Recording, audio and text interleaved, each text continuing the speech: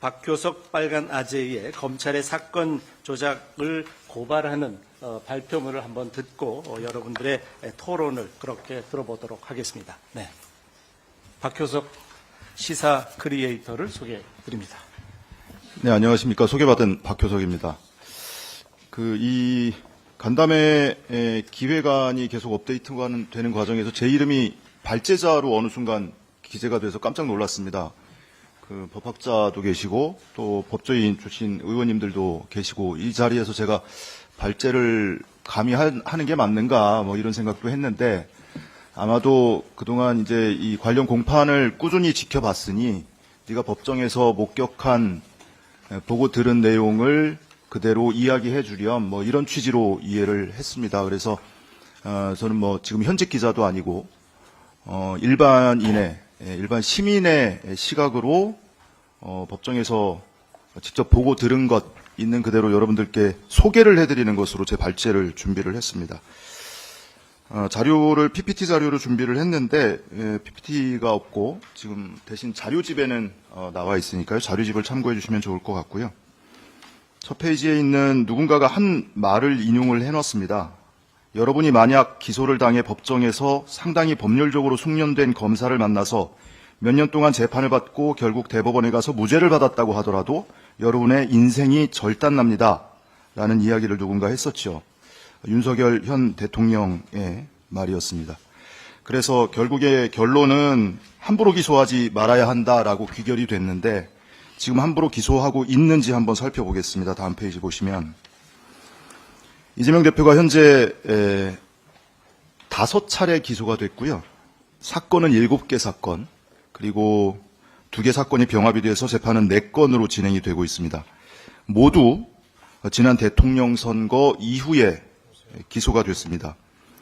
가장 먼저 선거법 위반 혐의로 기소가 돼서 최근에 양형 기준 최고형인 징역 2년이 구형이 됐습니다. 그리고 대선 전부터 세상을 떠들썩하게 했던 대장동 사건, 그리고 위례 성남FC 사건을 묶어서 기소를 했고, 이어서 밑에 세 줄은 이재명 대표의 구속영장 청구 사유였던 혐의입니다. 백현동 사건, 그리고 위증교사 사건, 마지막으로 대북송금 사건까지 모두 5차례 기소를 해서 4건의 재판이 동시에 진행 중에 있습니다. 과연 윤석열 대통령이 검사 시절에 했던 그 말이 여기에 대입을 하면 어떻게 해석이 될지 모르겠습니다. 이 4건의 이 재판을 보면 공통점이 하나 있습니다. 굉장히 도드라지는 공통점인데요. 지금 우리 하 교수님께서 과거에 한명숙 전 총리 사건 언급을 해주셨는데 그때 만들어진 단어가 3인 성호였습니다. 현재도 똑같은 일이 법정에서 벌어지고 있습니다. 공직선거법 사건과 대장동 그리고 위례 사건은 유동규 씨가 그 역할을 담당하고 있습니다. 위증교사 사건은 내가 위증했소이다라고 자백 진술하고 있는 김진성 씨고요. 대북송금 사건에는 김성태 전 쌍방울 회장 등이 그 역할을 담당하고 있습니다. 또 하나 이들의 공통점은 검찰로부터 톡톡한 보상을 받고 있다는 점입니다. 법정에서 이재명 대표 그리고 이재명 대표 관련인들에 대한 매우 불리한 진술을 하고 있고 결국 이들이 받는 보상, 유동규 씨의 경우에는 그 많은 뇌물 혐의, 기소가 안 된 혐의가 상당히 많거든요. 기소가 안 되는가 하면 기소된 사건도 공소장을 잘못 써서 무죄 판결을 받게 만듭니다. 유동규 씨가 가장 최근에 받은 관련 사건 1심 판결 중에 김용 전 부원장하고 이재명 대표의 대선 경선 자금을 주고받았다라는 혐의가 있었습니다. 1심 판결에서 유동규 씨 무죄 나왔습니다. 사실관계는 인정이 되는데 유동규 씨까지 돈이 건너간 것은 다툼의 여지가 없거든요. 왜 무죄가 나왔냐? 공여의 공범으로 기소를 했어야 하는데 수수의 공범으로 기소를 했기 때문에 처벌할 수 없다. 법리적인 이유로 무죄가 나왔습니다. 그러면 통상의 경우를 보면 항소심에 이르러서 검찰이 공소장 변경을 하거나 예비적 공소사실로 공여자로 기소를 하는 것이 마땅함에도 불구하고 공소장 변경을 했다는 얘기는 들어보질 못했습니다. 이대로 가면 조만간 있을 항소심에서도 무죄 판결을 받게 될 겁니다. 그리고 검찰이 유동규 씨에 대해서 1심 구형을 하면서 피고인이기도 하지만 범죄 신고자이기도 하니 선처를 해달라는 취지로 검찰이 진술을 하기도 합니다. 위증교사 사건으로 기소돼 있는 스스로 위증을 했다고 주장하고 있는 김진성 씨의 경우에도 마찬가지입니다. 관련 사건 수사나 재판이 3건 정도 진행 중인데 공범이 기소가 돼서 유죄 판결을 받았는데도 김진성 씨 본인은 아직 기소조차 되지 않는가 하면 어떤 사건의 경우에는 경찰이 수사를 해서 기소 의견으로 송치를 했는데 검찰이 조사 한 번 없이 무혐의 처분한 사건도 있었습니다.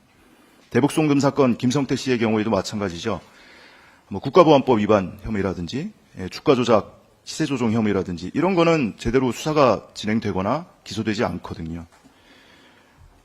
김성태 씨와 같은 위치에 있는 방용철 전 쌍방울 부회장의 경우에는 보석 심리를 1심 재판 과정에서 하는데 검찰의 의견을 물으니 검사가 그럽니다.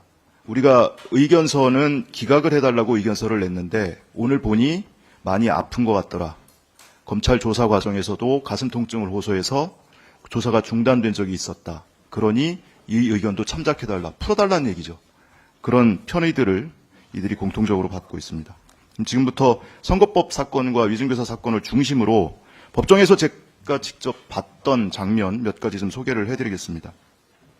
먼저 선거법 사건은 두 갈래가 있죠. 하나는 김문기 시장 시절에 몰랐다. 하나는 백현동 식품연구원 부지 용도 변경은 국토부 압박에 의한 것이었다. 그것이 거짓 발언이라는 이유로 기소가 됐습니다. 가장 먼저 이 고 김문기 씨에 대한 발언은 뭐 방송사에서 앵커가 이렇게 질문을 했습니다. 아시는 것처럼 개인적으로 시장 재직 때 좀 아셨습니까? 라고 물었더니 이재명 당시 후보가 제가 시장 재직 때는 몰랐고요. 하위 직원이었으니까요. 아마 당시에 팀장이었을 겁니다. 이렇게 발언한 것이 대표적으로 허위 사실이라는 겁니다. 자, 근데 이 사건을 수사하고 그리고 법정에서 공판하는 과정에서 검찰이 공문을 표지가리 했다라는 표현 들어보신 분들 많으실 텐데요. 검찰이 이 공소사실을 입증하기 위해서 주력한 것은 과거부터 이재명 대표와 김문기 씨 간에 접점이 얼마나 깊고 넓었느냐, 이렇게 자주 스쳤는데 모를 리가 있느냐, 이거를 입증하는 데 주력을 했습니다. 그 중에 하나가 공문 2015년 1월에 이재명 당시 시장이 시 직원과 시 산하 기관 직원들하고 호주, 뉴질랜드 출장을 갑니다. 자료를 보시면 공문이 2페이지가 나와 있는데요. 하나는 이재명 대표의 결제 사인이 들어가 있는 공문 표지, 하나는 속지입니다. 속지 명단에는 고 김문기 씨의 이름이 들어가 있습니다. 이재명 대표가 결제한 문서에는 김문기 씨 이름 없었습니다. 근데 검찰이 모 방송사에서 방송된 화면을 캡처했다면서 참고인에게 이 화면을 보여주고 진술을 받습니다. 그 참고인은 공문이 결제가 됐으니 이재명 당시 시장이 모를 리 없다라는 취지로 진술조서가 작성이 됩니다. 근데 실제로 이재명 대표가 결제할 때는 김문기 씨가 아니고 이현철 전 팀장의 이름이 있었고요. 나중에 2달 뒤에 일정이 변경돼서 2달 뒤에 출장자 명단이 바뀌면서 김문기 씨 이름이 첨가됐던 겁니다.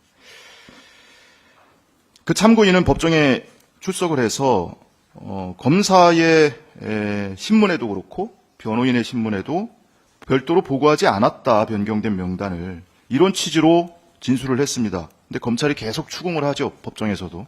그러니 뒤에 가서 말이 또 바뀝니다. 한 장짜리 쪽지와 함께 보고됐습니다. 한번 오염된 증언과 진술은 법정에서도 쉽게 바꾸지 못하는 모양입니다.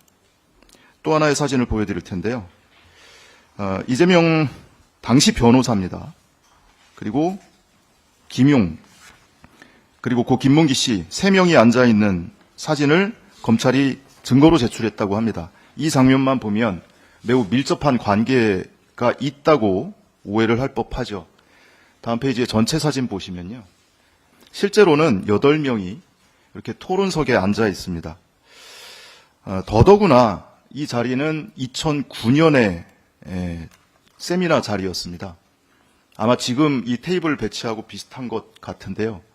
죄송하지만 오늘 이 자리에서 처음 뵙는 여러 토론자 선생님들을 제가 다음에 한 13년 뒤에 어디서 만나면 저 절대로 기억 못합니다. 미리 사과 말씀드립니다.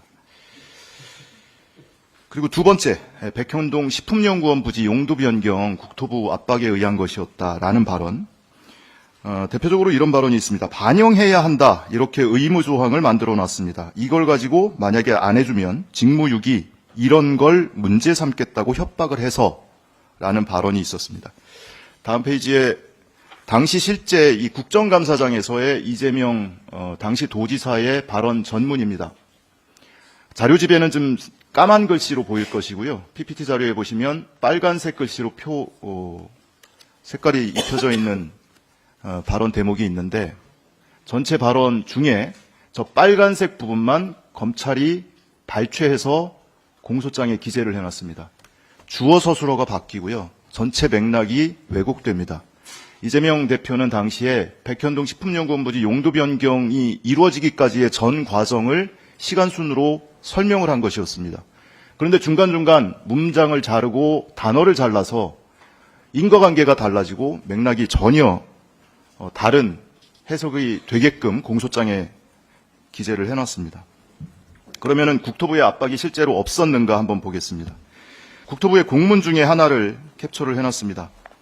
혁신도시 특별법 그리고 대통령 주재, 당시 박근혜 대통령 주재의 제5차 무역투자진흥회의에서 이 사항이 강조가 됐다라고 이야기를 하면서 용도 변경이 필요한 기관으로 한국식품연구원 부지를 콕 찍어서 언급을 해놨습니다. 그리고 적극 협조하여 주시기 바란다. 이런 대목도 눈에 띕니다. 이런 공문을 국토부가 여러 차례 보냈고요. 반복적으로 같은 내용의 공문을 보내면 일개 기초지자체 공무원들은 그걸 압박으로 느끼지 않을 수가 없습니다. 다음 페이지 보시면 관계부처 합동회의에서도 이 식품연구원 용도 변경은 매우 주요한 현안으로 등장을 합니다. 정부회의였습니다. 다음 페이지에 국무총리 훈령 중에 하나인데요.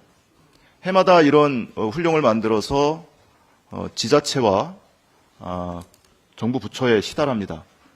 2011년 자료와 2014년 자료를 가져왔는데 11년 자료 보시면요. 주요 국정과제에 대한 추진 실태를 점검하고 독려한다라는 제목 아래 부진 원인을 분석해서 인적 문책을 하겠다라는 표현이 있습니다. 직무유기, 직무태만으로 문책하겠다라는 대목이 있고요. 그리고 다음 페이지 식품연구원 용도 변경 신청이 한참 있었던 14년, 15년 그 당시 자료를 보더라도 점검해서 인적 요인에 기인해서 주요 정책 추진이 지연되는 경우에는 엄중 조치하겠다.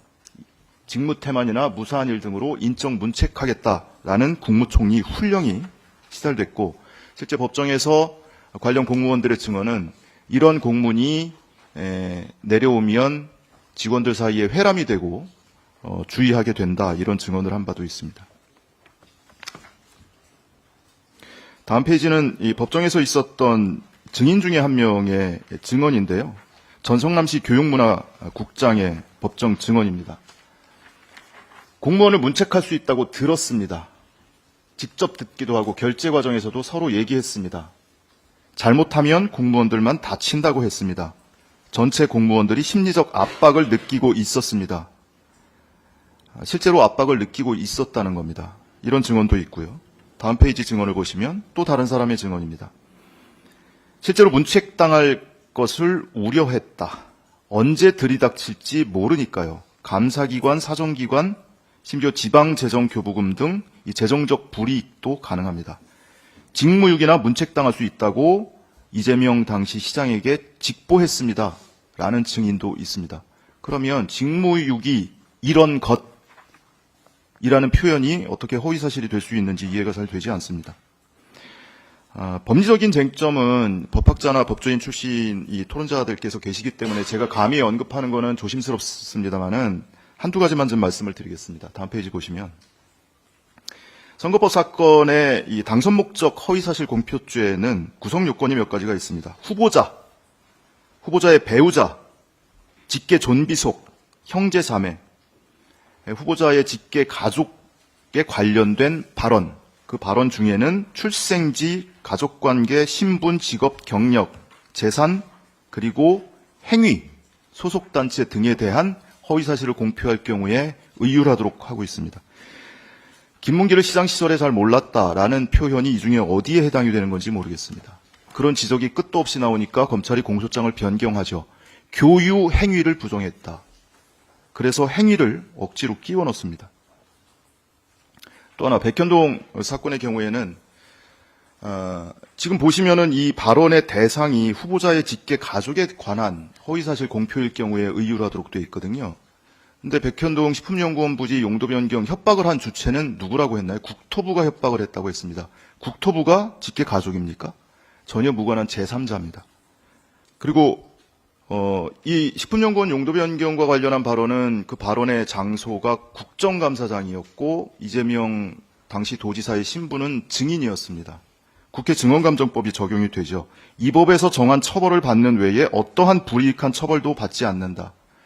국회에 전속 고발권이 있어서 마치 친고죄와도 같이 다른 법률로 처벌을 받지 않는다. 그래서 국회에 증언하는 사람이 압력을 느끼지 않도록 자유롭게 증언할 수 있는 기회와 권한을 보장해주는 조항으로 저는 이해를 하고 있습니다. 그런데 선거 끝나고 한참 뒤에 백현동 사건, 다른 사건 수사를 하면서 이 사건을 묶어서 함께 기소를 합니다.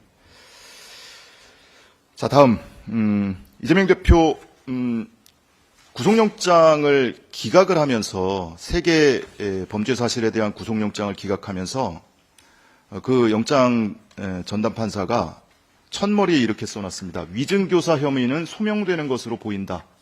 그래서 이걸 가지고 지금도 여전히 위증교사 사건은 빼박이다. 유죄 확정이다. 이렇게 주장하는 평론가들이 있습니다. 한번 살펴보겠습니다. 위증교사의 결정적인 증거, 이른바 김진성 씨와의 녹취록에 등장하는 핵심적인 증거, 이재명 대표가 사실대로 얘기해달라, 기억을 상기해봐달라, 안 본 거는 얘기하지 마라, 사건을 재구성하자는 게 아니다. 이렇게 사실대로 진술해달라는 취지의 발언을 변호인단은 12번이라고 하는데 제가 세보니까 16번이 있었습니다.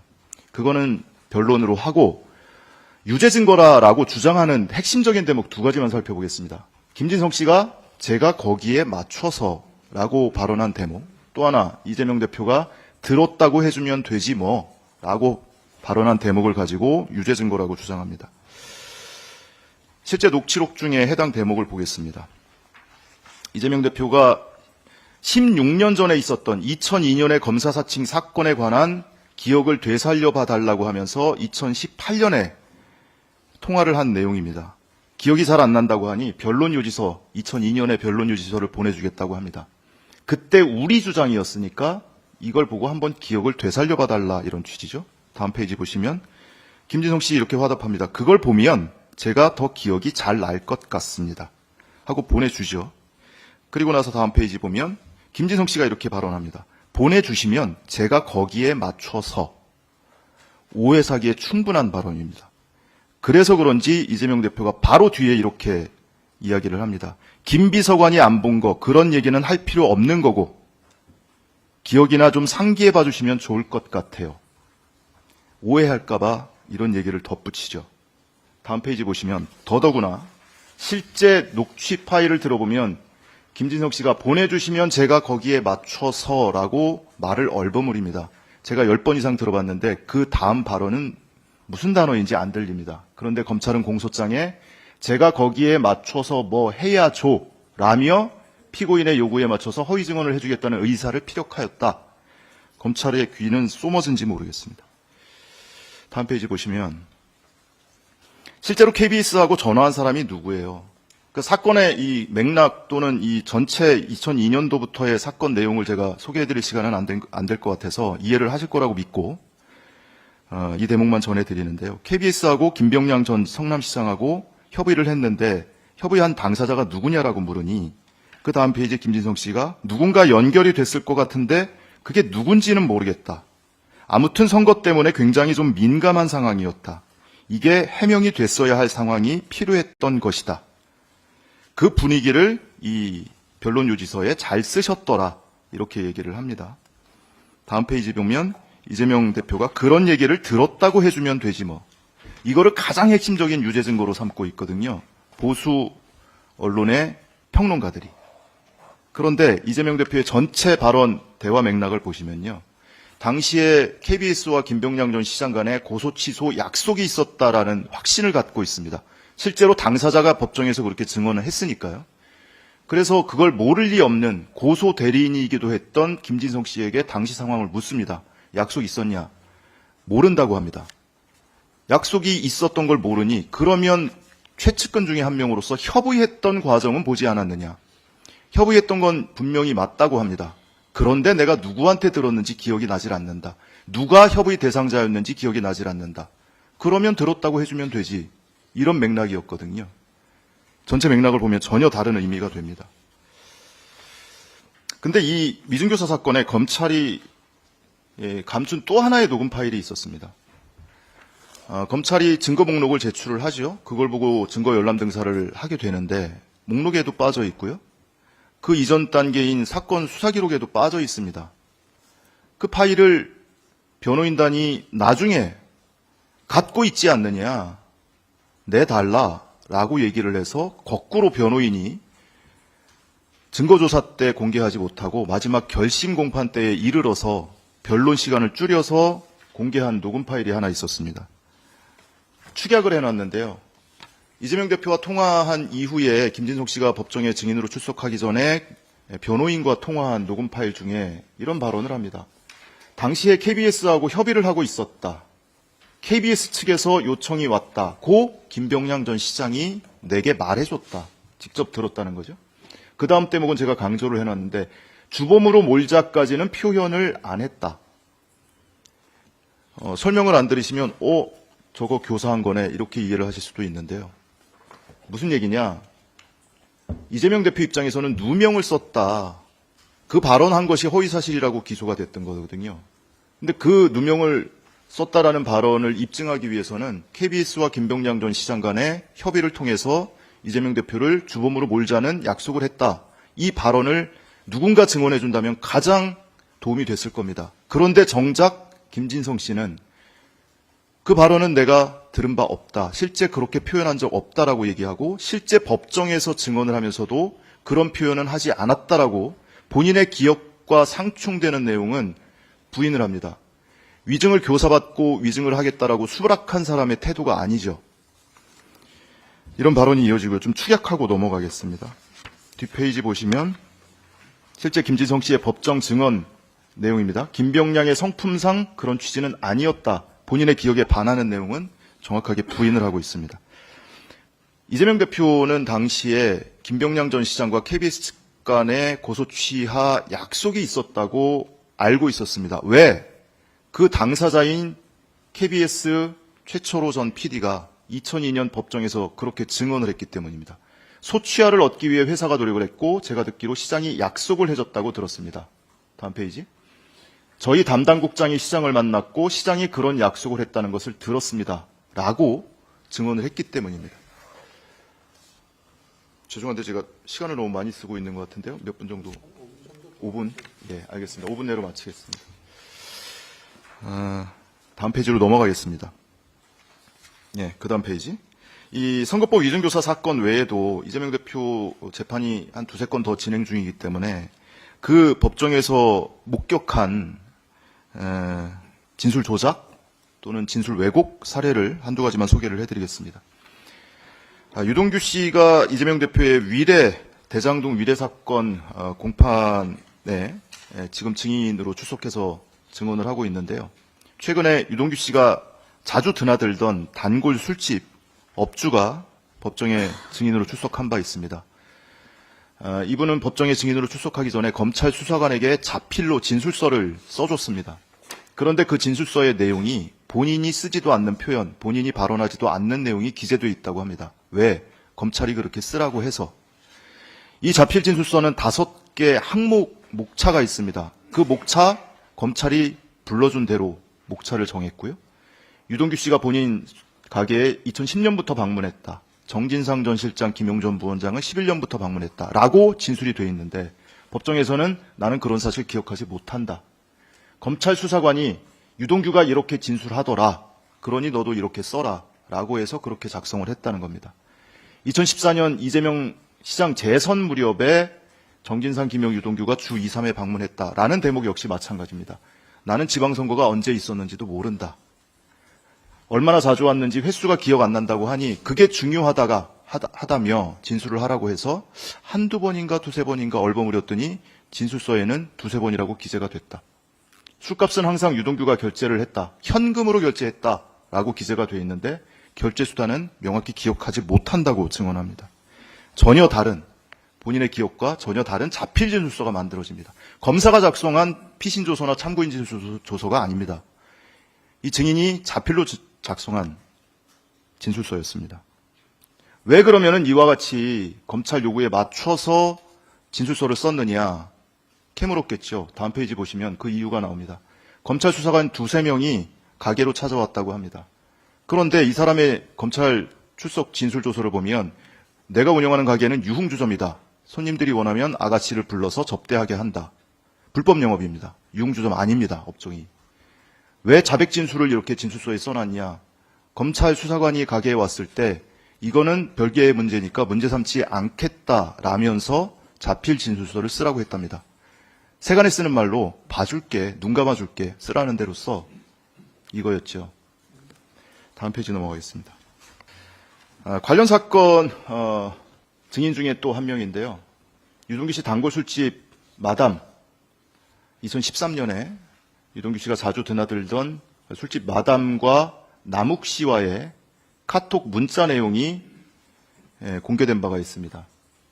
술집 마담이 남욱 씨한테 유동규가 지인들하고 먹고 간 술값 결제해달라고 요구하는 문자였습니다. 주대 150, 아가씨 효땡 100, 정땡 60, 민땡 60, 연땡 10, 밴드 30. 남욱 씨가 묻습니다. 효땡이는 100만 원이잖아요. 2차비 포함이냐? 그 마담이 2차 보내준 거 아니고 난 식사하러 보낸 거야. 우리는 모르는 거야.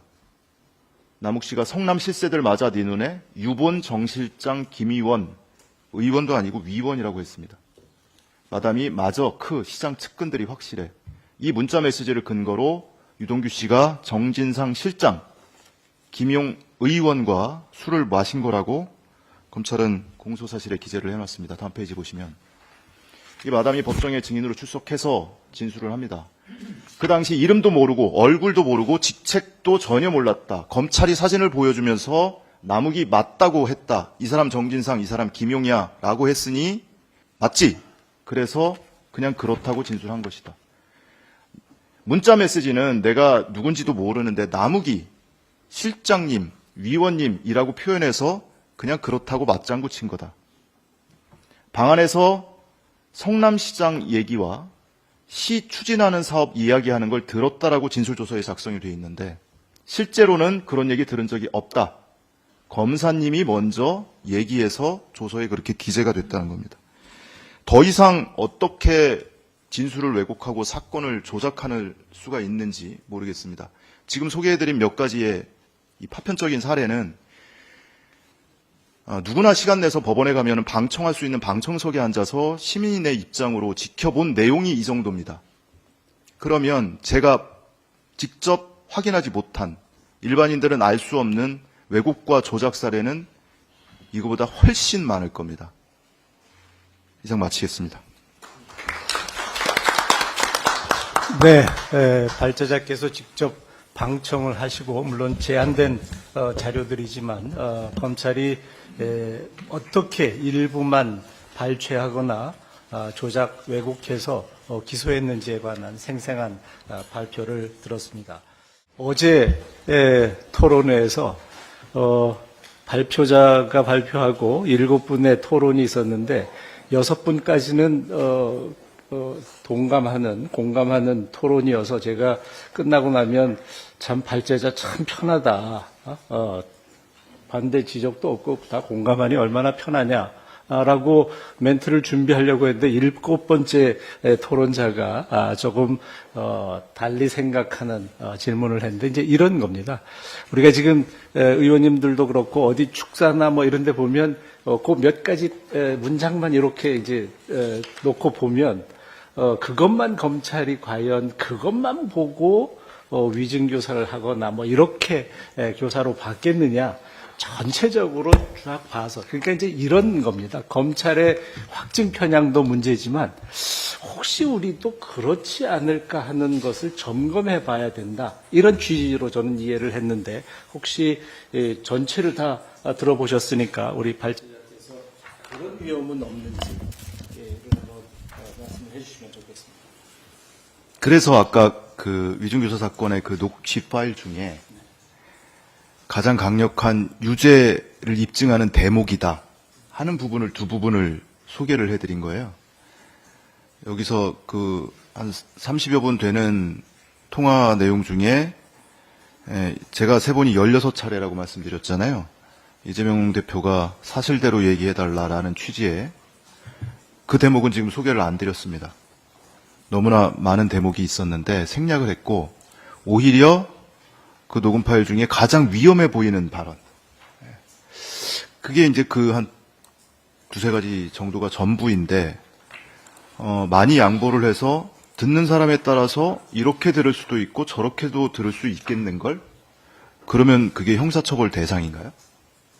그러면 무죄라고 생각하거든요. 그래서 그 부분 위주로 말씀을 드렸고, 같은 파일을 듣고도 이거는 교사한 거야, 요구한 거야 라고 들으려고 마음먹으면 들을 수 있습니다. 대신 전체를 듣지 말고 검찰이 결심공판때 결심공판이 아니고 증거조사 때 일부만 발췌해서 편집해서 들려드린 것처럼 그렇게 들어야 되겠죠. 그리고 검찰이 증거 목록에 누락하고 사실상 은폐한, 저는 그거 증거 은닉이라고, 일반인의 시각에서는 증거 은닉이거든요. 이재명 대표가 그런 거 은닉했으면 어떻게 됐겠습니까? 구속사유로 삼았죠. 근데 그 파일이 나중에 발견되니까 검찰이 멋쩍으니까 뭐라고 합니까? 오히려 명확하게 유죄를 입증하는 증거다. 그거 왜 안 냈습니까? 왜 감췄습니까? 그런 거를 상대 비교를 해보더라도 의심은 할 수 있어요, 누구나. 그런데 그 의심이 간다고 해서 사람을 형사처벌해야 되는가는 또 다른 문제라고 생각을 합니다. 검찰을 개혁 대상으로 장기간 언급하고 있는데요. 제가 법정에서 시민의 시각으로 볼 때는 재판부의 사건 왜곡도 만만찮게 벌어집니다. 재판부가 적극적으로 주체가 되기보다는 검찰의 사건 왜곡을 눈 감아주는 방식으로 왜곡을 하죠.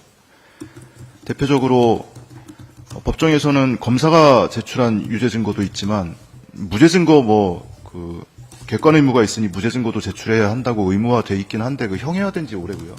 특히나 이 정치적인 사건에 있어서는 무죄 증거 감추는 게 일상다반사고, 변호인은 이제 무죄 증거를 적극적으로 발굴해서 제출하지 않습니까? 그러면 서로 배치되는 증거가 제출됐을 때 어느 한쪽을 이제 취사 선택을 하게 될 텐데, 그것이 명백하게 배척할 수 없는 무죄 증거임에도 불구하고 재판부가 판단을 안 합니다. 판결문에 쓰질 않아요. 왜 그런 판단을 했는지 알아야 할 권리가 있지 않습니까? 그러면 그렇게 무죄 증거, 명백한 무죄 증거를 배척한 사유에 대해서 판결문에 써야 한다고 보거든요. 보통은 쓰는 걸로 알고 있습니다. 그런데 최근에 이런 이 주요 사건들에 대해서는 저거를 어떻게 변명하려고 저걸 유죄 판결하지? 그랬는데 판결문에 써있질 않으니 그걸 왜 배척했는지를 알 수가 없습니다. 이게 양립할 수 없는 증거가 나왔는데도 불구하고 그런 일이 있어서, 그런 것도 법으로 강제할 수 있다면 법관이 판결문을 쓸 때 그 무죄 증거를 배척한 사유도 명시적으로 기재해야 된 것 아닌가, 이런 생각도 들고요. 한편으로는 지금 이재명 대표 사건을 중심으로 말씀을 나누고 있지만, 사실은 그 과거로 거슬러 올라가면 미네르바 사건, 한명숙 전 총리 사건도 말씀을 해주셨는데, 비근한 사례로는 바로 5년 전에 있었던 조국 대표 사건입니다. 그때 법정에서 봤던 검사들 지금도 법정에서 마주치고 있습니다. 근데 다 업그레이드 됐어요. 다 승진했습니다. 총장은 대통령 되고, 부장은 장관 되고, 여당 대표 되고, 부부장은 부장 되고, 부장은 차장 되고, 다 그렇게 승진해서 떵떵거리면서 지금도 똑같은 일을 하고 있습니다. 그때 그 맥을 끊지 못했던 것이 너무나 지금 같은 일이 재발되는 결과로 이어지지 않았나 그런 안타까움이 좀 있어서 말씀을 드렸습니다. 그러면 이상으로 토론회를 마치도록 하겠습니다. 고맙습니다. 고생하셨습니다. 이정배 의원님께서 지금까지